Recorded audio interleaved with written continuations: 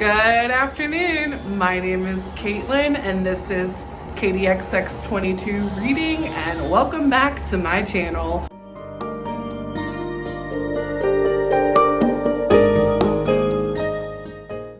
It has been a hot minute, but I'm here to do a book review because I miss doing them regularly for all the books that I read. So today we're going to talk about The Poppy War by R.F. Kuang. Now, this book is a book that was recommended to me via the, oh gosh, what's it called? It's called Tailored Book Recommendations. And the website's gettbr.com, and you actually pay to have somebody recommend books to you that are either within your wheelhouse, maybe you don't know about them, or that are outside of your wheelhouse because you're looking for things that maybe like something that you liked previously, or are something that you've been looking for and haven't been able to find or see a recommendation for it on your general places where you usually get book recommendations. I paid for an entire year of the service, which was $50, and I am not entirely sure that it will pay off, but you know what? Sometimes it's nice to have a recommendation that is outside the box. So, this is the first book that I have actually completed from that recommendation list, and one of my favorite books, and the reason why this book was recommended to me, is The Rape of Nanking by Chang. And it is a favorite nonfiction of mine because it educated me on subject matter that I was not familiar with and that I had not known of prior to reading that book. That being said, it is a very difficult book to read, and there is a lot of graphic material about a true thing that happened during World War II when Japan occupied parts of China. And in this book, I believe it is chapter 26 or 27, it describes the things that happened, the things that the Japanese people, Japanese soldiers rather, did to the Chinese people of the city of Nanking, but fictionally. And I looked up interviews with R.F. Kuang after I finished this book because I wanted to see if she even mentioned that it was based on real events. And I don't know if the general population or the general readers have access to that information, or if you just thought that R.F. Kuang had this messed up mind and she created all these terrible, horrendous situations involving humans hurting other humans.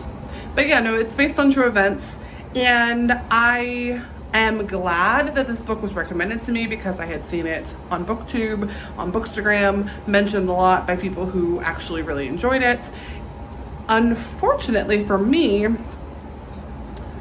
I found parts of this book lacking. The biggest part that I have issues with is the pacing. This book is fast-paced start to finish, and because of that, the narrators and the characters suffer. You don't get enough time to understand the decisions that they make, and I don't mind short bursts of, time where we spend internally. I know some people are like, no, I don't give a shit what people have to say in their internal monologue, but for me, sorry, I don't have my stand. For me, I need more explanation for why a character would go from I'm cool, even killed to let's fuck a whole population of people up. And I didn't think that there was enough in here to warrant the way that the story went. I think that I will continue this series. I think the only book that's out is book 2. I think I will definitely look into it, and I'm glad that I read it because I enjoyed the characters and I enjoyed this magic system. It was also recommended to me because I asked for more fantasy, something that I could maybe get into, because typically fantasy and I do not get along. And I would say I got along better with this one than I expected. But like I said, for me, the action for the sake of action without the explanation was not fun. So I'm hoping that in book 2 I get more explanation and I get more of our main character Ren's internal monologue, so that I can understand some of the decisions that she chooses to make, which I think are in character, kind of, but really out of character. I'm gonna give this one a 3.5 out of 5. I'm going to put it at a 3 out of 5 on Goodreads because 3.5 is generous for me on this.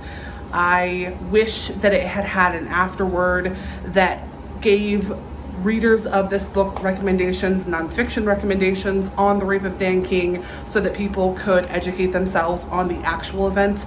I think the miss on not having the afterword is a huge mistake, because people need to educate themselves on the atrocities that were committed by Japan in China during World War II. It's not taught here in America. I don't know if it's taught in Europe. Honestly, I don't have a copy of the actual book, so I don't know if that's added in at some point, or if it just ends with the author page and you are left to assume that R.F. Kuang just created all this stuff out of nothing. So let me know if you own the book and there is information for people who want to read up on their history, or if there's not. Please let me know if you enjoyed this book. I hope that you enjoyed this review. I am happy to be back reviewing books. I'm at work right now, so hence the background. Anyway, I hope you guys have a freaking awesome day. Please like, subscribe, all the good stuff, and I will see you in the next video.